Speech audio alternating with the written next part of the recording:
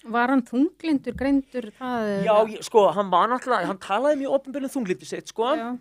en hann var einhvern tímann, sko, þú veist, ég held hann hafi líka, ég spurði einhvern tímann, einhvern sem var hann tengdur, sko, svona faglega, þú veist, bara, og þá að hann var,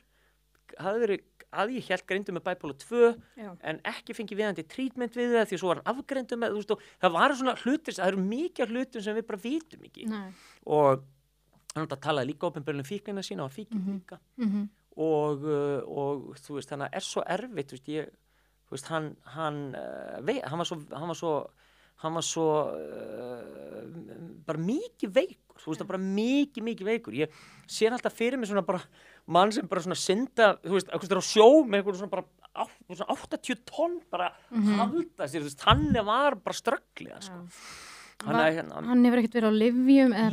Jú, hann var það alveg og reyndi, en svo var hann alltaf, þú veist, fann að misnota lyf og þú veist, það var alls konar í gangi, bara alls konar rugl í gangi, skiljum, og enn og aftur, þú veist, það bara ekkert sem kemur inn með óvart og hann talaði mjög opinberlega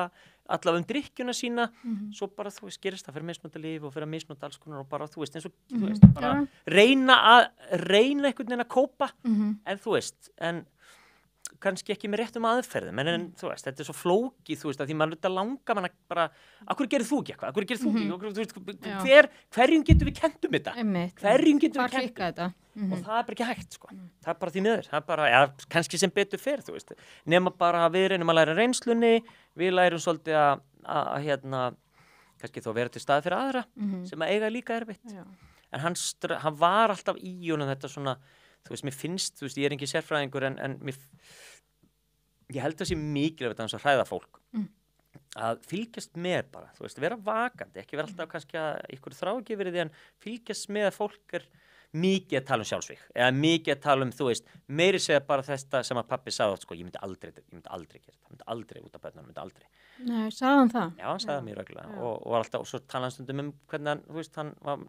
náttúrulega svo, hann elskaði svo mikið og svo, þá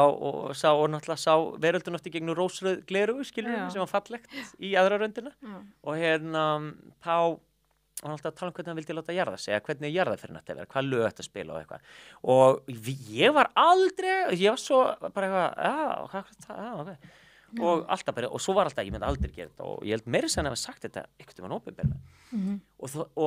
það var ekki fyrir eftir og bara,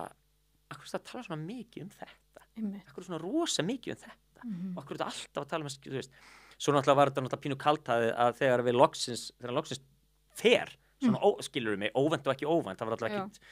þú veist, það var engin, þú veist, hann var alltaf veikur,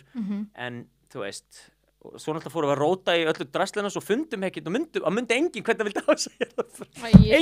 enginn bara hvernig myndi á að vera þetta lag og þetta lag en þá bara fengum við Bóhall þannig að græði þetta, hann græði þetta fekk fullt af æðislegum söngurum sem að ég mun verða þakklátur sem eftir ævinnar og við fjölskyldan, sko, sem komu bara og sung, það var svo fallegt, sko.